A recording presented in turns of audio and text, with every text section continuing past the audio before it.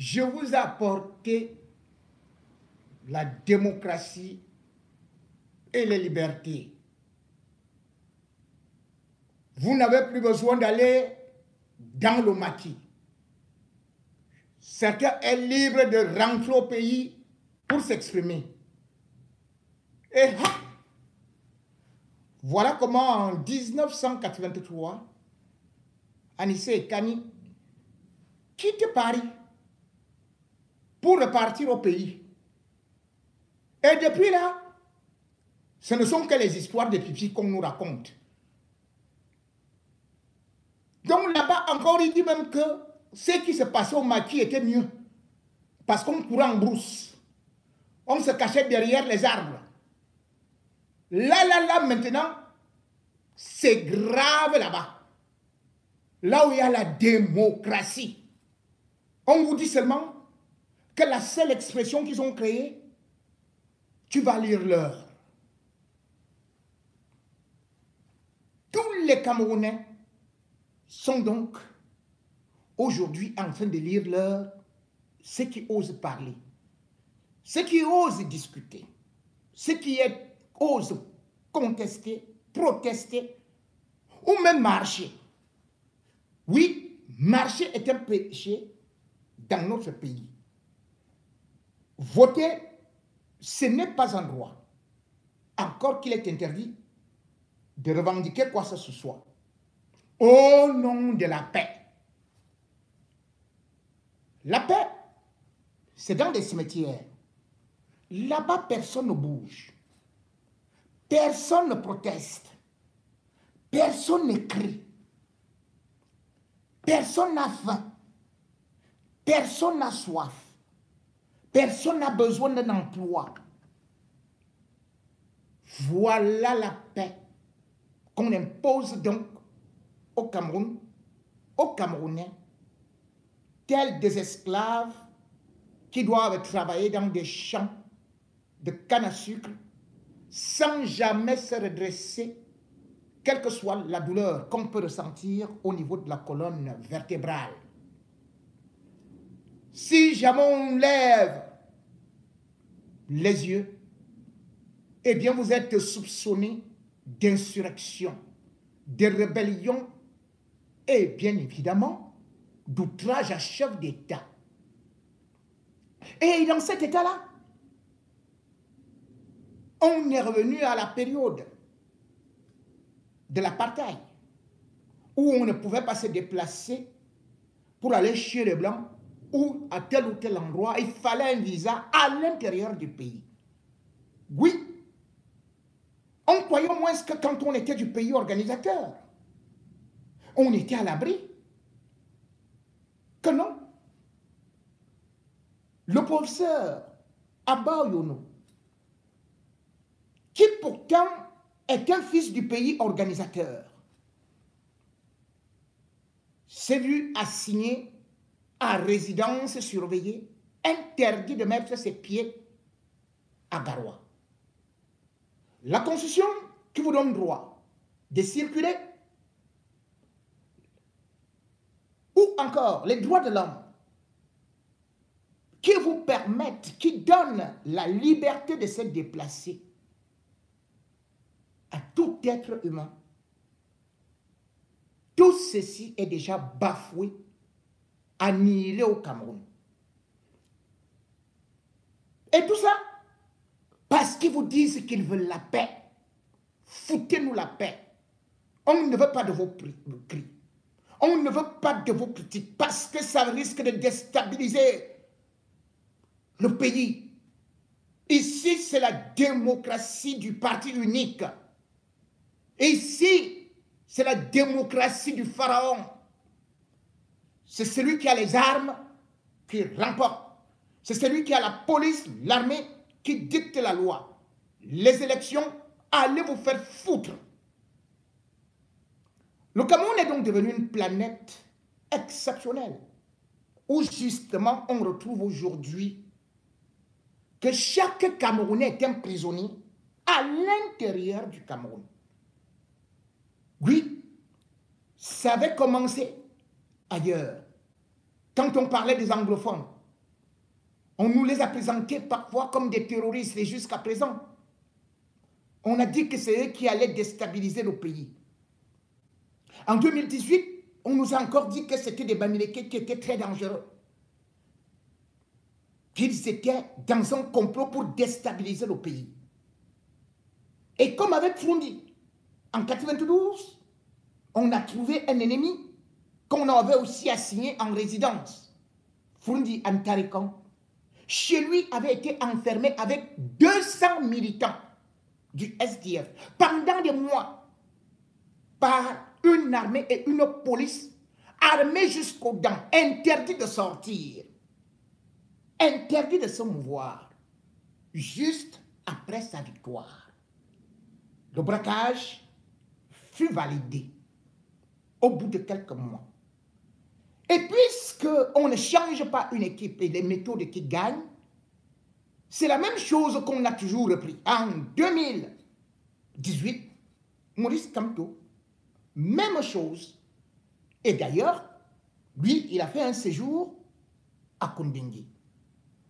Et tout ceci, on nous disait, c'est les autres là qui dérangent. Et d'ailleurs, Issa Chiroma en rigolait parfois, mais ne savait pas que lui-même va retomber dans le même engrenage. Mais pas Issa Chiroma, tout simplement.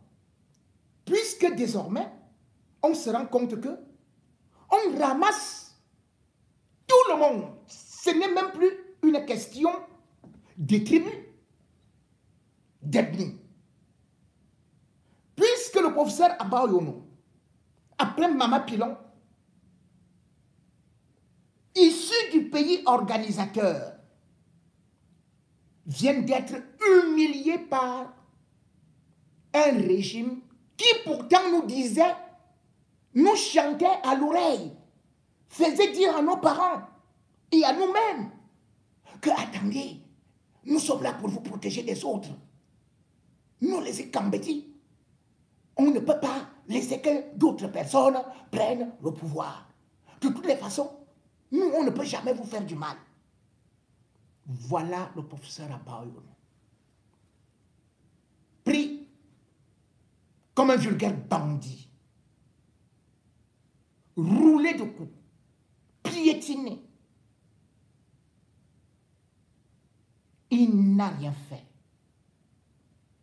Juste parce que il a été avec Kamto, puis avec Issa Chiroma, qui est aussi camerounais. Voilà la paix qu'on nous chante dans les églises, dans les mosquées. Cette paix qui voudrait faire qu'on arrête des gens sans mandat d'arrêt, sans mandat d'amener, sans même une convocation. On vient à des heures indues, on vous prend et on vous amène comme un colis. Et le reste, on fait des montages pour essayer de dire au peuple que vous êtes les plus dangereux. Le pays organisateur est tellement aujourd'hui aux abois qu'il s'en prend à ses propres enfants, à ses propres frères, à ses propres sœurs, qui ne veulent plus entendre cela ou chanter la gloire des suprématistes qui ont voulu confisquer et qui veulent confisquer le pays à eux. Et qui nous disent aujourd'hui que Paul Biya est un patriarche. Donc, le Cameroun est devenu leur village. Alors que les patriarches ne peuvent vivre que dans des familles ou dans des villages et non à être dit. L'interpellation, l'arrestation musclée du professeur Abayono vient casser aussi autre chose. C'est que chacun, tôt ou tard, finira par rendre compte.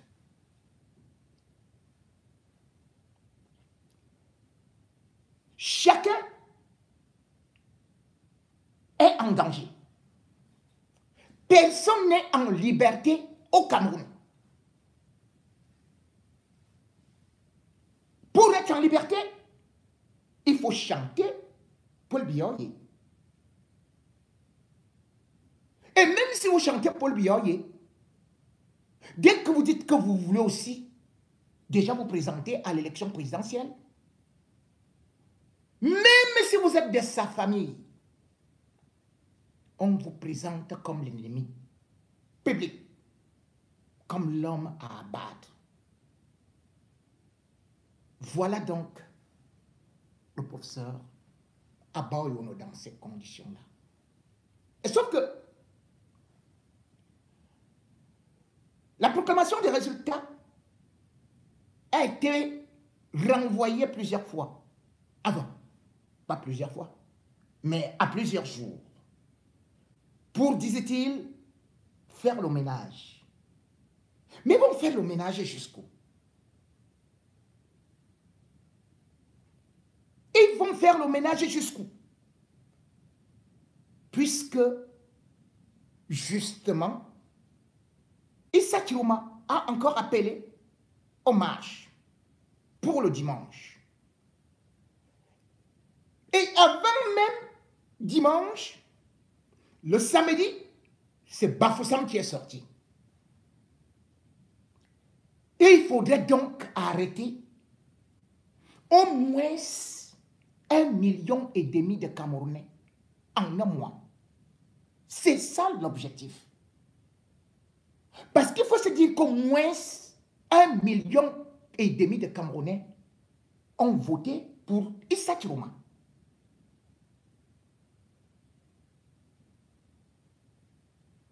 Sauf que, où seront les places? Les prisons camerounaises sont déjà surabondées.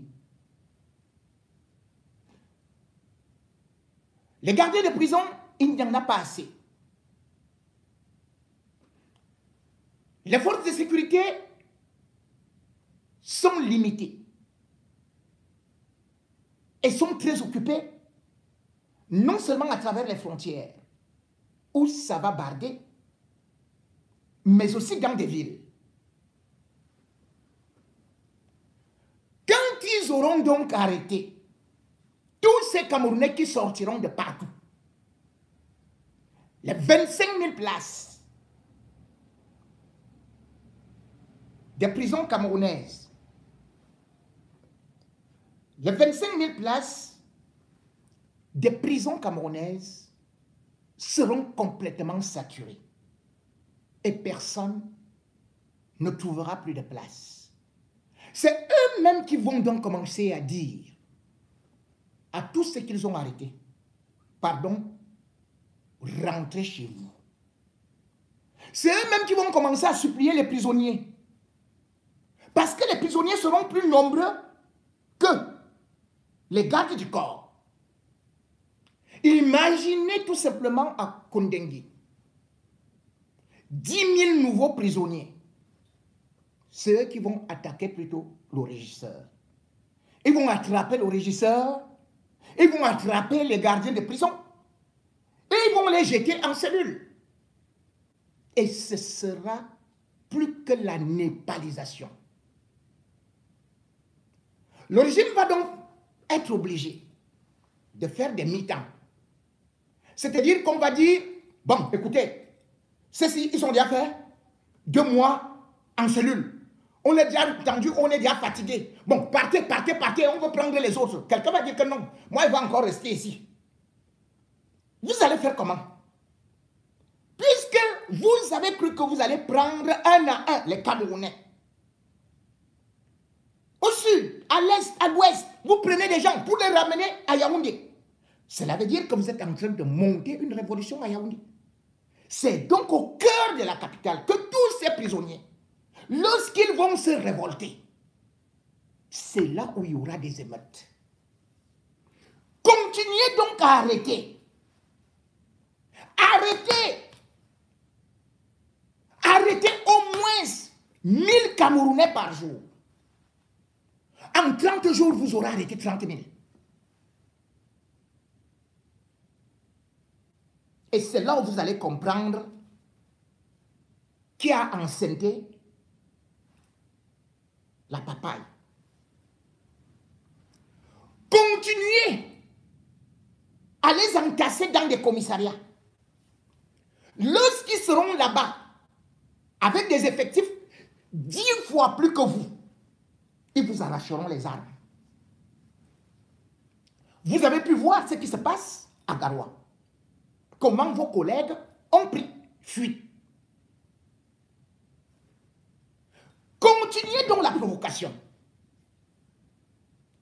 Mais croyez-vous qu'un peuple meurtri, un peuple qui a subi autant de railleries, un peuple dénuni, un peuple pourtant qui a fait autant de sacrifices pendant 43 ans pour vous supporter, va continuer à vous supporter? Croyez-vous vraiment que les Camerounais ont encore peur de la prison alors qu'ils sont déjà dans une vaste prison? Croyez-vous que vous serez capable de contenir une foule de 100 000 personnes, 200 000 personnes, 300 000 personnes? Puisque plus ça va se prolonger, plus la situation va devenir critique. Le pire, comme je vous ai dit, c'est qu'avant vous saviez opposer les Camerounais aux autres. Mais là aujourd'hui, vous êtes partis, vous-même encore, creuser votre tombe dans le pays organisateur.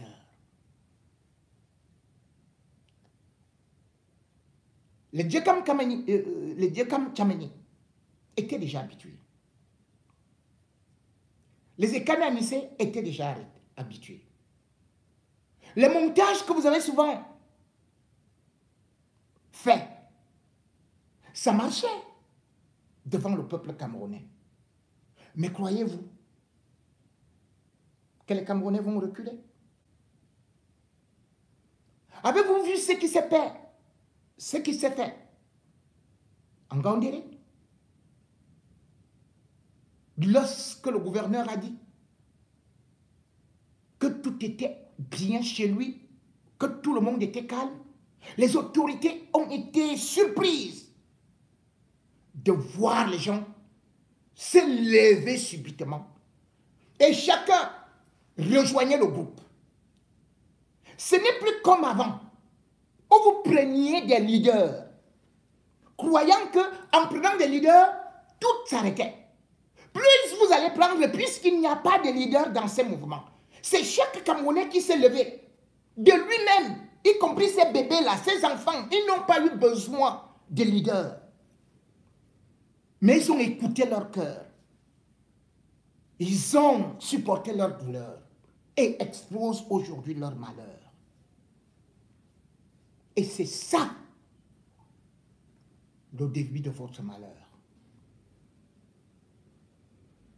Arrêtez des intellectuels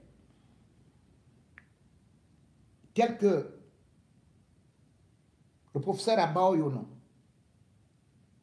Croyez-vous que cela lui fera peur? Savez-vous le nombre d'étudiants qu'il a? Savez-vous le nombre de supporters qu'il a? Et même dans le milieu académique, le milieu universitaire, sur le plan mondial, international, vous avez arrêté déjà Maurice Kamto. Vous avez raconté tout ce que vous aviez voulu. Aujourd'hui, vous êtes en train d'arrêter dans le pays organisateur. Vous êtes en train de piétiner toutes les valeurs. Tout ce que vous avez voulu montrer, chanter dans la communauté internationale, qui avait des libertés, qui avait une organisation, une élection libre, que vous aviez appelé des observateurs. Ces observateurs vous observent et ils voient ce qui se passe là-bas. Mais ne croyez pas que les Camerounais ont encore peur de vos menaces à 2 balles, de vos prisons, de vos humiliations. Le professeur Abao Yono ne vient que compléter notre liste que vous aviez déjà commencé à l'époque. Mais Yomese a fini en exil. Vous l'aviez aussi arrêté à Bertois. Vous aviez dit qu'il avait des armes redoutables, qu'il voulait déstabiliser le Cameroun. Mais Yomese est parti de ce Cameroun. Vous avez dit qu'il était le pire, le mauvais et tous les mauvais écambétis qu'il fallait expulser du pays. Est-ce que cela donc fait que ça se calme? Non. Le professeur Abba Yono et tous les autres qui sont actuellement en détention deviennent les bombes qui vont exploser dans vos mains. C'est vous-même qui venez d'empoisonner votre régime, de précipiter votre chute et d'enlever toute raison que vous pouviez avoir, même un peu, parce qu'on a compris que vous êtes un régime qui n'accepte ni les libertés, ni la démocratie. Quand on est sûr d'avoir gagné l'élection, on n'a pas besoin de militariser la ville.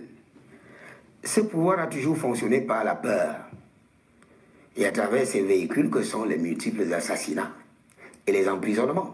Je vais vous confier moi-même qu'à titre personnel, dans ma résidence où vous vous situez à l'heure actuelle, dimanche passé, il y a la gendarmerie qui rôdait autour de moi. Et j'ai eu l'information selon laquelle l'on a envoyé ces gendarmes essayer de me capturer, pas m'arrêter parce qu'il n'y a pas un mandat du juge. Tout simplement parce que je suis un soutien intellectuel et politique de Issa Chigomba Bakary. En tout état de cause, vraiment, je le préviens, je ne vais pas reculer. Si mon emprisonnement et mon assassinat peuvent servir à libérer ce pays, dont la gouvernance a sacrifié tant de générations et de générations, j'aurais supplié un supplice salutaire pour le peuple. La militarisation de la vie dont vous parlez traduit justement la peur de perdre le pouvoir. Et soyez-en rassurés, nous avons également des signes. Ces militaires ne vont jamais tirer sur la foule. Vous avez d'ailleurs vu le phénomène est généralisé dans tout le septentrion. Vous avez vu à travers les réseaux sociaux les hommes en télé qui refoulent devant la foule. En tout état de cause, il faut bien le retenir. Les gens sont déterminés, le peuple est déterminé à défendre son vote jusqu'au bout. Et c'est l'occasion pour moi d'attirer l'attention à mes collègues du Conseil constitutionnel qui sont au nombre de 3, d'aller dans le sens de l'histoire. C'est assez embêtant que nous servions une dictature, alors que nous sommes des professeurs de droit. Je leur rappelle la mésaventure connue en Côte d'Ivoire dans les années 2010 avec notre collègue Yaoundé, président du Conseil constitutionnel, qui a déclaré un candidat élu et qui a été obligé de se raviser par la suite et de se dédire une dizaine de jours après. L'histoire retient, les archives retiennent. Il vaut mieux aller dans le sens de l'histoire. On sert des institutions et non des hommes. Les institutions passent. Les hommes passent, les institutions restent. Le Cameroun va demeurer. Paul Biya va fatalement partir. Que feront-ils? Comment la communauté universitaire les regarde-t-il? Ah ben non. Quand on est professeur de droit et membre du Conseil constitutionnel, il faut dire le droit. De toute façon, le changement est irréversible et on va y aller. Le peuple est déterminé à défendre son vote. Il faudrait que ce soit très bien entendu. Avez-vous appris l'interdiction d'entrer sur... Oui. J'ai appris l'interdiction d'entrer à Garoua sur le territoire camerounais, faite au professeur Abba Yono, d'aller rencontrer le président élu Issa Chiroma à Garoua. Du jamais vu. On l'a pris à l'aéroport, on l'a remis dans l'avion en disant qu'il ne va pas fouler du pied le sol. Même en Afrique du Sud, on n'avait jamais vu ça. Maître, d'un point de vue juridique, a-t-on le droit d'interdire à un citoyen camerounais, comme le professeur Jean-Calvin Abba Yono, membre de l'équipe de campagne de M. Issa Chiroma Bakary, de circuler librement sur le territoire national pour rencontrer un candidat à l'élection présidentielle, alors que la proclamation n'a pas encore eu lieu? Il s'agit là de la violation grave, flagrante, d'un droit fondamental. protégé par la Constitution et par le serment prêté sur la Constitution par le président de la République, Paul Biya. C'est un droit fondamental, la liberté d'aller et venir, de circuler librement. Peu importe les raisons pour lesquelles tu vas à Garoua. Peu importe. Et parce que cette liberté est garantie par le président Biya, tout ce qu'il a nommé pour assurer la sécurité et la libre circulation des biens et des personnes, il l'a même signé dans le cadre d'une convention internationale qui est même au-dessus de la Constitution. Ça engage et ça n'autorise pas des comportements comme celui qui a consisté à refouler le professeur Abba Oyono. Selon vous, qu'est-ce qui expliquerait cette restriction des libertés? Parce que le pouvoir est fébrile. Le président sait qu'il a perdu les élections, mais ses sbires autour ne se voient pas en train de faire les valises pour quitter, céder la place à M. Issa Tiroma. Or, tout le monde a vu que le professeur Abba Oyono occupe une place prépondérante dans le microcosme Issa Tiroma. On l'a vu à côté de lui. Et c'est la raison pour laquelle, sachant que le président Issa Tiroma est à Garoua, et le voyant débarquer à Garoua, ils se sont affolés. Et par précipité, pour l'empêcher d'aller voir le président élu. Avez-vous discuté avec M. Jean-Calvin Abba Oyono? Je n'ai pas pu discuter avec lui parce que il était en train de préparer un communiqué qui va sortir d'un moment à l'autre, au moment où je l'ai appelé pour avoir sa version des faits. Est-ce que vous avez une idée de la raison principale qui... La raison principale, il ne devait même pas y avoir une raison. Ce n'est pas un étranger où on peut dire qu'il y a une interdiction d'entrer au Cameroun. Il est chez lui. Quelles que soient les raisons, et d'ailleurs elles seront inavouables. Ils ne vont jamais dire pourquoi. Parce qu'en fait, il n'y a aucune raison pour qu'on empêche la libre circulation d'un citoyen, même s'il s'appelle le professeur Abba Oyono, même lui, si on dans a son vu pays. le professeur Abba Oyono aux côtés du président élu Issa Tiroma, même si on soupçonne que s'il vient à Garoua, c'est pour aller le voir.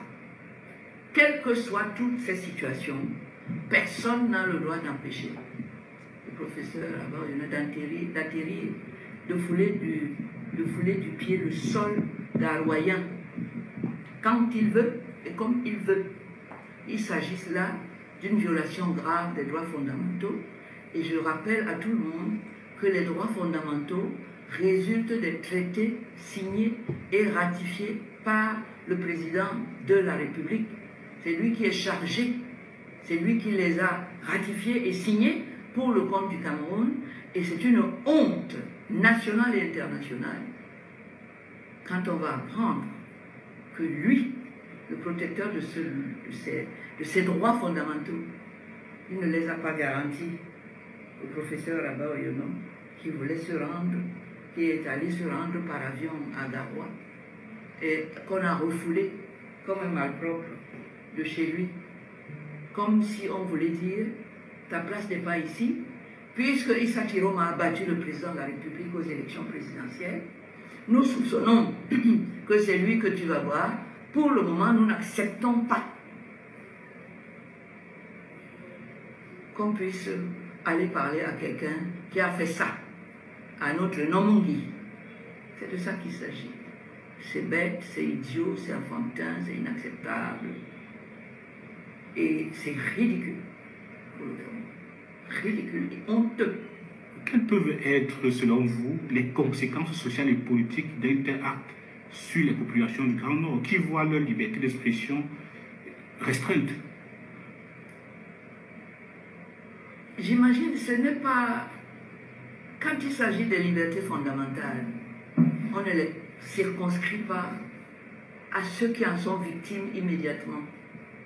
C'est quelque chose qui nous regarde, nous tous, y compris le président de la République. Parce que quand il a prêté serment, son premier job, c'était la protection sur ces droits-là. il viole son serment. Il n'a plus sa place même à être président de la République, parce que c'est lui le garant de ses droits fondamentaux. C'est lui qui a signé ces traités qui les protègent, avec ses pairs là-bas à l'ONU ou à l'OUA, et qui en est le garant quotidien à tous les Camerounais. Ce qu'il vient de dire là est honteux, ce qui vient de se passer là est honteux. On ne doit même pas savoir ça à l'extérieur. Parce que ça rabaisse celui qui a été président de la République du Cameroun pendant 43 ans. Ça les rabaisse à un niveau qui n'est pas honorable, ni pour lui, ni pour le pays qu'il a dirigé pendant 43 ans, ni pour l'humanité dont il est membre avec nous. Croyez-vous qu'il y a un ministre derrière ça? Un ministre? Ou bien le président en sortant? Croyez-vous que ce sont des manœuvres politiciennes des ministres? Ce sont les manœuvres politiciennes. Moi, les ministres, c'est qui? Ils n'ont pas le pouvoir. Moi, je ne connais pas les ministres. La personne à qui j'ai donné le mandat de gérer tout ça, c'est le président de la République, pas mon vote.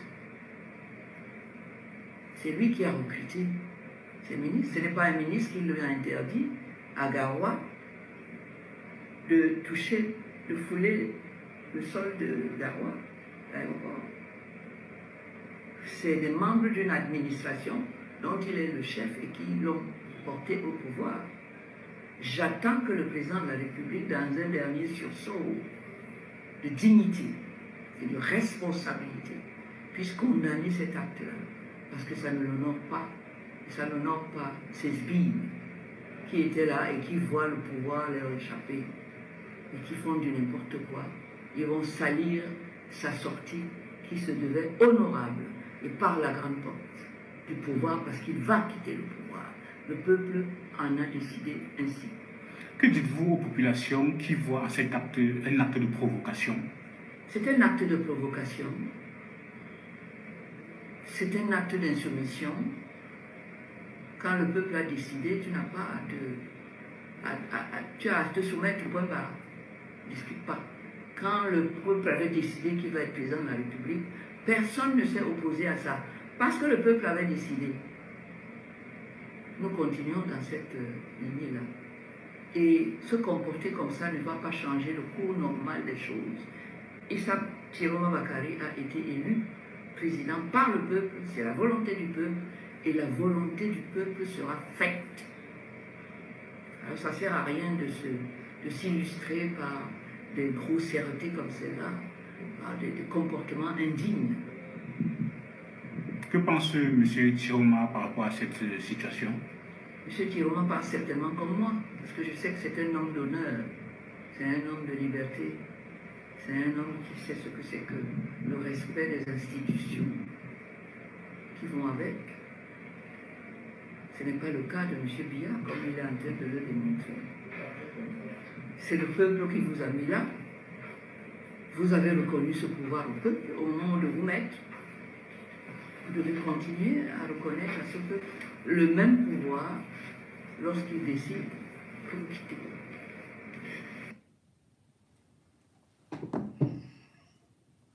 C'est bien. C'est le peuple qui a mis Paul Biya là, mais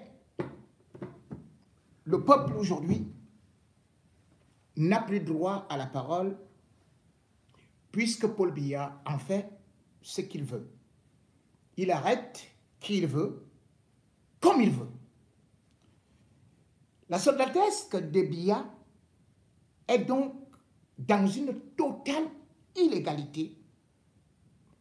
Un pays de non-droit, un pays où on broie. Des hommes sans foi ni loi sont là pour applaudir ce qui est en train de se passer.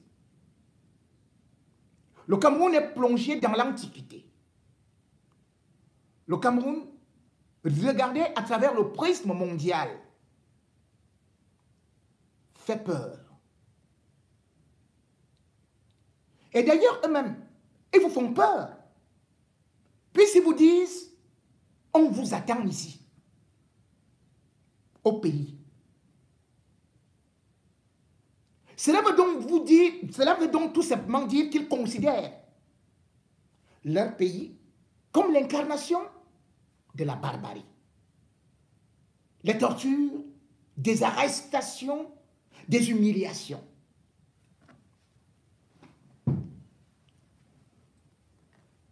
Quand on dit qu'on arrête des gens dans un pays, il y a les règles de l'art qu'il faut respecter. Première des choses, on ne peut pas aller chez quelqu'un à 20 heures. Même Ben Laden n'a pas subi cela. Il y a des heures où on procède à une arrestation. Mais vous vous rendez compte? Ces gens se sont engagés à aller arrêter des civils, des hommes politiques, sans mandat, à des heures indues, violant leur intimité et leur exposant à des railleries, faisant des montages qui n'ont jamais existé. Comment peut-on imaginer, par exemple, que le Zomlo des Zomlo, Amougou Belinga, on n'a jamais vu une seule photo de lui, de son arrestation, jusqu'en prison, et même chaque fois qu'il va au tribunal militaire, lui, il est impliqué dans l'assassinat d'un journaliste. On n'a jamais vu la photo d'un seul terroriste de la DGRE. Tous ces gens qui ont été arrêtés, qui ont massacré un journaliste, l'ont déshumanisé, l'ont violé, ont arraché ses dents. Le régime Biya les protège leur image. Non pas avec des chrétiens, soi-disant journalistes, qui diffusent n'importe quoi en disant que voilà les photos comme exactement ils avaient fait avec Kamto. Oh, il a fait pipi, il a fait pipi, il a fait pipi.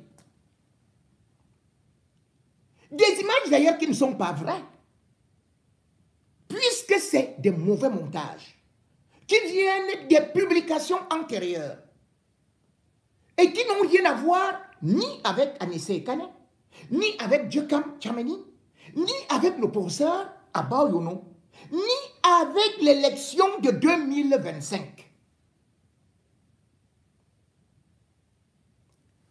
Ils inventent donc des choses pour nous faire croire actuellement que le Cameroun est sous l'emprise d'une déstabilisation. Soyons sérieux. C'est aujourd'hui que le Cameroun est en train de se déstabiliser. Issa Chiroma n'a même pas eu le temps de se préparer à une élection présidentielle. Et il y a à peine 2 mois qu'il a déclaré sa candidature. Il était encore dans le gouvernement. Pendant ce temps, celui qu'Anissé Kane et Djekam Tchameni étaient en train de soutenir, c'était plutôt Maurice Kamto. Maurice Kamto est éliminé. C'est là qu'on commence à chercher un candidat consensuel. Dites-moi, dans un pays sérieux, l'homme qui est candidat est un ancien membre du gouvernement. Et maintenant, on va arrêter les Anissé Kane. Et on filme, on sort des photos. Que voilà les armes qui ont été trouvées chez Anissé Kane. Et Djekam Tchameni.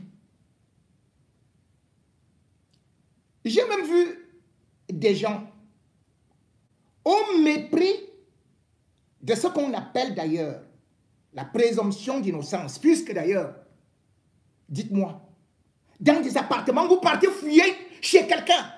Quand on fait une perquisition, vous devez être là. Le régime Biya nous a souvent habitués à quoi? Quand on fait une perquisition, on nous filme quelqu'un avec ce qu'on a trouvé chez lui.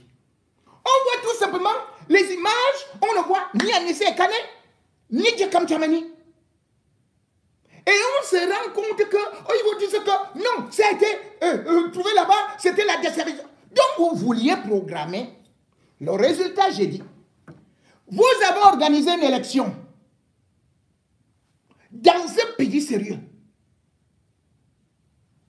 le Cameroun, avec des armes qui sont entrées, ou bien c'est entré quand, puisque les frontières étaient fermées. Il y a la direction de la sécurité du territoire, la DST. Les armes sont entrées par où? Expliquez-nous. Deuxième des choses, le BIR a 2 unités de renseignement, le B2 et le SMIC. Le BIR est dans toutes les frontières du Cameroun. Les armes et tout ce que vous êtes en train de présenter là sont entrés où? Quand? Comment?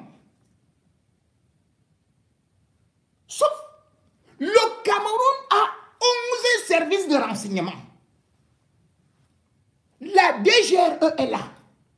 La Délégation générale de la Sûreté nationale. Je ne parle pas de la gendarmerie, je ne parle pas de la CEMIL. En pleine capitale politique du Cameroun, Douala économique, Douala. Vous dites aux populations et vous présentez ça, que voilà ce qu'on vient de découvrir en plein Douala. Cela veut dire tout simplement que la première conséquence, vous virez tout le monde des services de renseignement parce qu'ils sont complices. On ne peut pas faire entrer des armes dans un pays normal comme le Cameroun. Vous organisez une élection et au moment de la proclamation, vous découvrez les armes. Vous découvrez les missiles sol-air. Vous découvrez les chars de guerre. Vous trouvez des sommes d'argent, 1 milliard. Vous trouvez l'uranium dans les bureaux de Ekananese. Vous trouvez les missiles Satan 2 dans ses toilettes. Papa, vous trouvez vos propres PV. 3 millions de PV, faux PV. Or, c'est l'ECAM qui a organisé l'élection. C'est l'ECAM qui a commandé les PV au niveau de la Chine. À quel moment ces PV peuvent se retrouver chez Anissé et Kane et c'est Djekam Tchamani? Expliquez-nous. C'est-à-dire quand vous dites ça aux Camerounais, que vous venez de découvrir des armes, des ceci, dans un pays, mais cela veut dire que vous ne travaillez même pas. On vous paie pourquoi? Dans les satellites que vous avez là, le contrôle des frontières, c'est vous qui contrôlez les aéroports. C'est vous qui contrôlez le port. Parce que les armes ne peuvent pas entrer sans passer par le port ou ceci, ou les frontières. Ce n'est pas venu du ciel. Même le ciel, c'est vous qui contrôlez. Ça fait comment pour atterrir dans la chambre de Djekam Tchamani?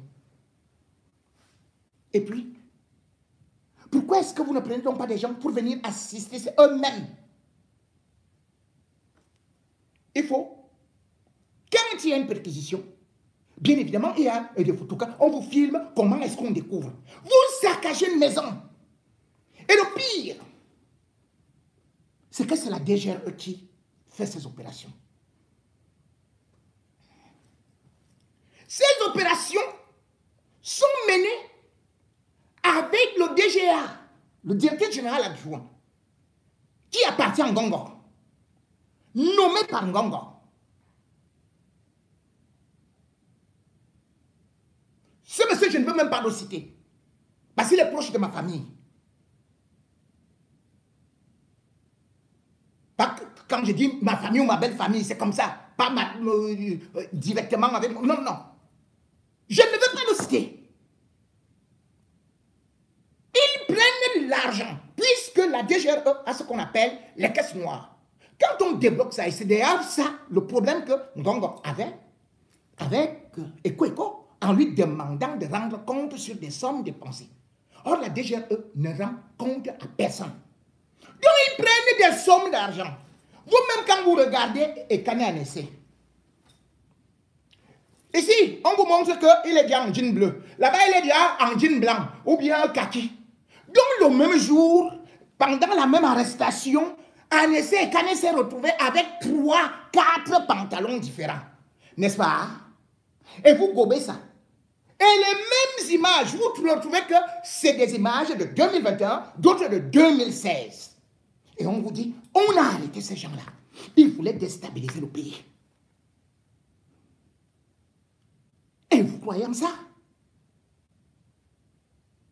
Ce régime fait honte. Ce régime est finalement un régime de hors-la-loi. Même un bébé, quand il voit seulement les armes qui sont présentées, c'est avec une bandoulière. Demandez à n'importe quel soldat, il va vous dire, ce sont les armes de la DGRE. C'est eux qui mettent l'arme avec une bandoulière. Comment quelqu'un, comme Anessé Ekane, comme Djekam Tchameni, des gens qui ont déjà été arrêtés, donc, peuvent se retrouver chez eux avec des armes, avec des munitions, avec des lance-roquettes, avec les missiles, avec Satan 3. C'était pour faire la guerre contre la Russie. Et c'est chez eux qu'ils gardaient ça.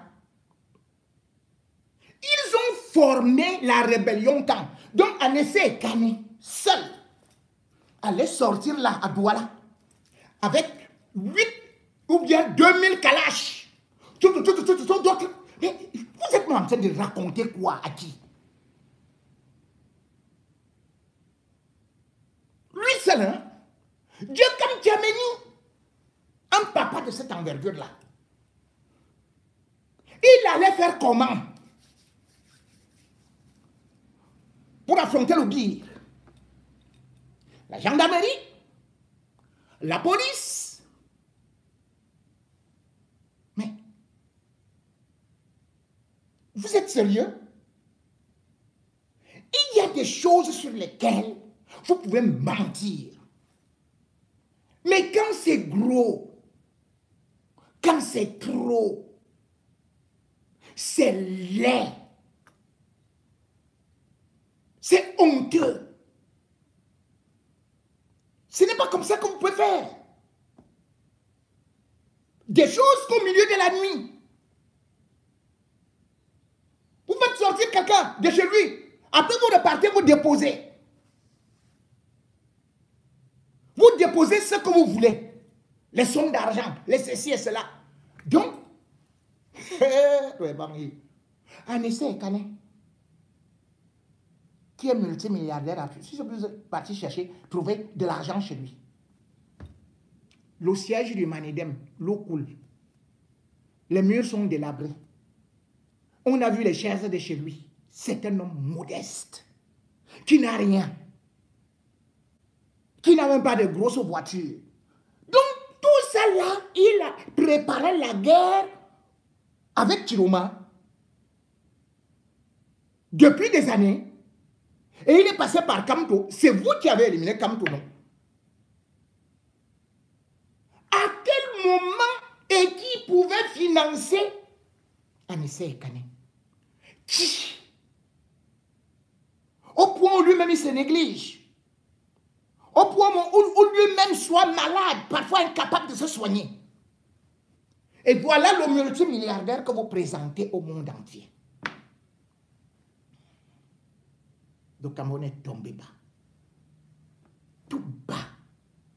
Parce que là où vous êtes, même ceux qui vous respectaient, ce peuple rigole déjà de vous. Ce peuple rit de vous. Ce peuple vous trouve ridicule. Vous faites peine à voir. Vous êtes perdus. La manipulation ne marchera plus. Ah, voici Richard Bonaki, lui aussi, nous envoie ce qu'on a trouvé. Dans la chambre d'Anissé et Kane.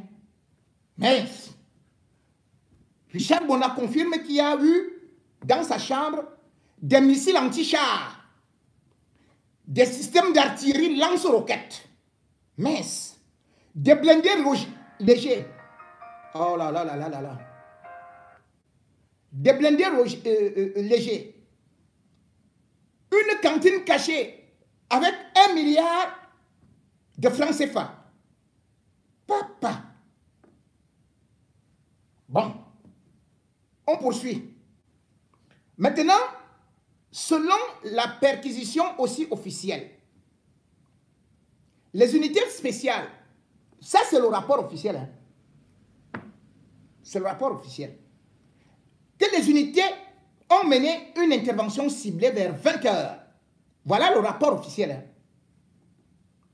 Dans un quartier de Douala, aboutissant à l'interpellation de 4 personnes. Djekam Chameni, Amadou Sidiki, Ndonfoué Rodrigue, Ndifo Brian Calvin. Les perquisitions ont permis de découvrir un butin impressionnant. Suivez alors l'un des premiers rapports officiels. 9734 faux procès-verbaux et les camps. Papa, les gars là, en 5 minutes, ont réussi à compter 9734 faux procès-verbaux et les camps. Donc le type-ci, des années et Canet et consorts, au lieu de remettre les faux procès-verbaux à Issa Chiroma, et ils ont encore gardé ça. Mais c'était pour faire quoi? Ils allaient vendre? Ou bien c'était pour aller essuyer les pipis ou bien leurs fesses? Parce que l'élection est terminée. Et puis, Issa Chiroma, lui, il a présenté ses procès-verbaux. Mais là, maintenant, pourquoi Niessé et Kane se retrouvent avec 9734 faux procès-verbaux? Et ils savent déjà que c'est des fous. Hein. Niessé et Kane qui n'a jamais fait, qui n'a jamais utilisé une arme, même s'il était dans le maquis, avait chez lui 2 fusils d'assaut AK-47. Ça, c'est le bilan officiel. Hein. Un pistolet Beretta, papa, 90 munitions, 7,62 x 39, 20 uniformes militaires floqués, pouvoir au peuple, 3 sacs de tramadol, 3 ordinateurs portables, 8 téléphones avec VPN, 48 millions de francs CFA en liquide et mobile money, ainsi que des explosifs artisanaux, c'est-à-dire des EEI non amorcés. Sauf que, mesdames et messieurs, en matière de cybercriminalité, lorsque vous filmez quelque chose, il y a ce qu'on appelle les check-fac. C'est-à-dire, on saura d'abord quel est le lieu, à quelle heure ça a été filmé, qui était là. Parce que les satellites et aussi le GPS indiquent cela. Vous ne pouvez pas tout simplement dire que non, on a trouvé ceci. Ce n'est plus possible. Alors,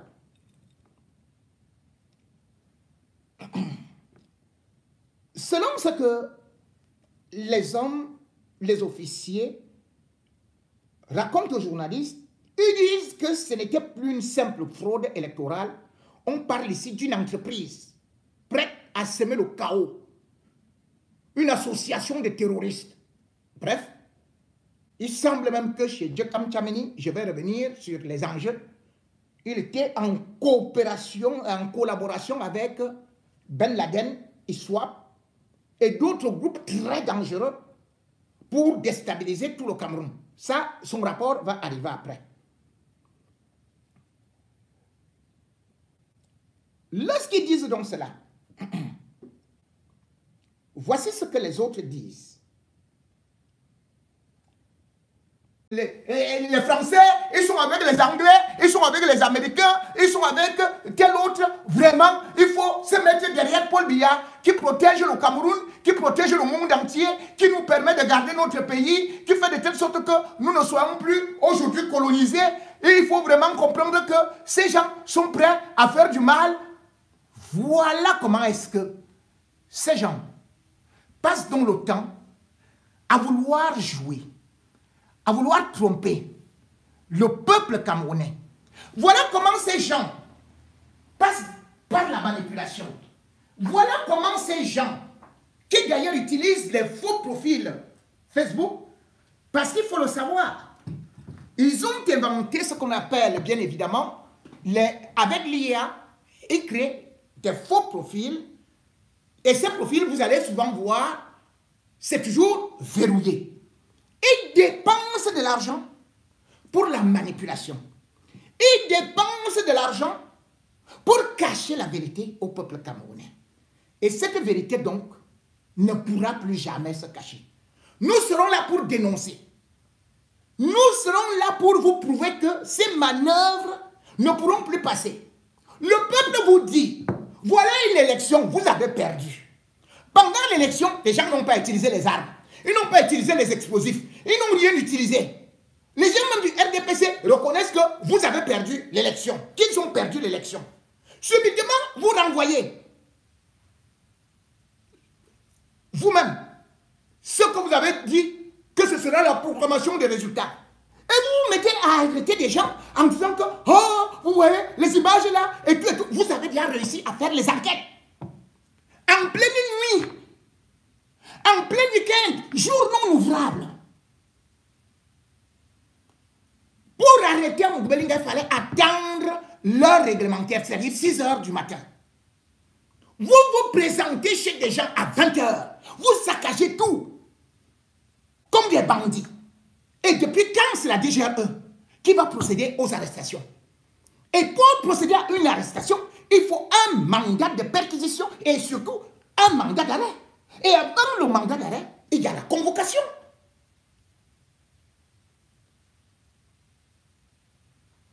Vous venez tout simplement dire aux gens qu'on a trouvé ceci et cela. Mais si quelqu'un vient, il me prend d'ici. Il part avec moi, il va m'enfermer en cellule. Mais il détient les clés de ma porte. Il peut venir déposer ici le cannabis, même les têtes des bébés coupés, des ossements humains. Et vous allez croire que j'ai pour de Mingon, effectivement, il y a le cannabis, il y a ceci, il y a cela. Des bandits se sont levés pour aller dans des domiciles des gens, à des heures indues. Faire une sorte de sabotage. Et ils ont mis tout en l'air pour essayer de vous tromper. Je reviens donc sur ce qui a été remarqué et ce que les spécialistes disent. Ils disent que ces images n'ont jamais été prises à Douala. Que c'est la même signature numérique, même police d'écriture, même bande, même appli GPS, map, caméra. C'est comme ça. Et ils vous disent ceci. Qu'après analyse des clichés, ils ont donc constaté une bande noire en bas. Vous pouvez voir ça. Les coordonnées GPS précises, parce que ce n'est pas les choses que vous allez voir les gens qui ont les petites longues bouches là comme des musarets venir parler là. Et ils vous disent que une carte miniature Google, date et heure formatée à la seconde près. Il confirme que tous ces éléments proviennent d'un logiciel appelé GPS Map Caméra, disponible sur Android. Et que cela permet d'insérer n'importe quelle adresse ou coordonnée sur une image. Donc, il suffit juste à un bandit, à n'importe qui, de sélectionner une localisation sur une carte. Voilà comment se fait le montage avant de valider la photo. On dit, Le résultat de ce qu'on vous a présenté, c'est que toutes les images géolocalisées de la saisie sont falsifiables à volonté, y compris celles présentées comme preuves officielles.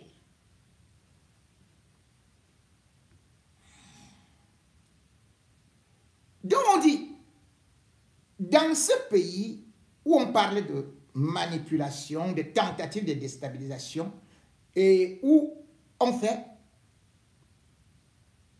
un grand tam-tam, qu'on se rend compte que, justement, toutes les analyses de métadonnées réalisées par des spécialistes et des fichiers qui ont été compressés, exportés, effacent toute l'origine.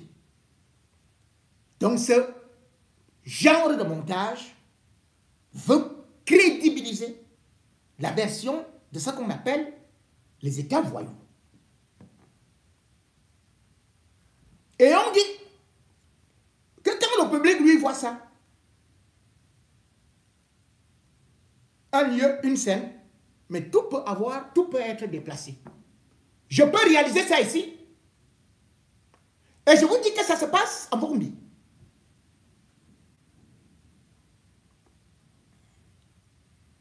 Donc, on se résume. Toutes les photos qui vous ont été présentées, comportant des coordonnées Douala, littoral, région, ont été modifiées par une application tierce. Il n'y a aucune preuve technique d'une géolocalisation authentique. Voilà ça. Mesdames et messieurs, lorsque vous voyez donc un État se livrer à des comportements ainsi, lorsque vous voyez des hommes en tenue, est-ce que ça ne vous rappelle pas la dernière fois que le colonel Ndongo a fait venir les médias par rapport à l'affaire Mbapou? Qu'est-ce qu'ils vous ont dit? Qu'ils ont trouvé une bande, un gang qui exploitait des milliards, un gang international, qu'ils avaient même des armes, qu'il y avait plusieurs victimes. C'est là où on avait pris même Dr Ngobo, qui elle-même était à la présidence de la République, et les gens ne se connaissaient pas. La CRTV nous a passé ces images en boucle. Malheur en a pris. Ils avaient pris aussi dans le groupe la nièce de Chantal Biya. Est-ce que vous pouvez nous dire où se trouve cette affaire? Qui étaient les victimes? Est-ce que vous pouvez nous dire où se trouvent les armes? Pourquoi est-ce qu'on n'a jamais vu ces armes-là? Maintenant, en pleine période post-électorale, dans des appartements, vous avez déjà des gens qui vous disent que on a même retrouvé, c'est-à-dire que Issa Chiroma avec Anissé Kane et l'autre, Djekam Tchameni, qu'ils avaient déjà 3 hélicoptères Apache. Papa. Donc, prêts à traverser pour venir bombarder. Il y a 3 chars d'assaut. De l'uranium. Il y avait aussi un avion de chasse. Il y a un avion de chasse 103 qui est fabriqué en Corée du Nord et qui est garé ou bien non loin. C'est-à-dire que c'est piloté par la bande Djekam Tchameni. Mais sauf qu'on ne sait pas là ça se trouve exactement. Ou c'est à Bangui, ou c'est à Kribi. Parce qu'on n'a pas beaucoup donné le lieu. Voilà. Djekam Tchameni avait aussi 250 bureaux de vote fictifs dans sa chambre. Et dans les perquisitions, Il semble qu'actuellement, ils sont en train de soupçonner qu'il y a dans le Cameroun 48 voitures blindées prêtes à bondir pour déstabiliser le Cameroun. 750 lance-roquettes. Et on dit même qu'ils ont déjà fait traverser au Cameroun là. C'est-à-dire qu'en ce moment, la tremblée, qu'il y a déjà 3200 AK-47. Et qu'au port, actuellement, Cyrus Ngo a bloqué 92 conteneurs de grenades et qu'il y a aussi 5 conteneurs de munitions qui attendent au port. Et il y a 20 Spitfire. Sans oublier que les gens qui veulent déstabiliser le Cameroun ont signé déjà les accords avec eux pour faire venir au Cameroun 11 avions furtifs capables de porter 8 bombes chacun avec guidage à distance et à longue portée. Ils disent que ce n'est pas tout. On vient les détecter. 18 drones furtifs, 14 F-16, 110 batteries anti-aériennes et 22 500 tenues militaires et gilets par balle. Bon, on dit que toujours après avoir fait des perquisitions, ils viennent de découvrir 1 tonne de produits chimiques destinés à la fabrication soit des engins explosifs, peut-être même une arme automatique. Ouais, papa. Donc, là où on est en train d'aller là, c'est que vous voyez donc un essai cané. Issa Chiroma préparait la 3e guerre mondiale, non? Puisque même le Cameroun n'a pas la qualité de truc là. Donc on a le billet, on a les Israéliens, on a tout ça là. Les gens là sont payés. Il y a les caméras de surveillance. Ils n'ont pas vu ça entrer au Cameroun depuis là. Donc c'était invisible. Subitement, en plein week-end, en pleine nuit, ils ont découvert tout ça. Adieu! Non, mon pays. Ça fait rire. Ça fait sourire. Mais aussi, ça nous ridiculise. Pas nous, mais ce régime Biya qui est au bord du gouffre.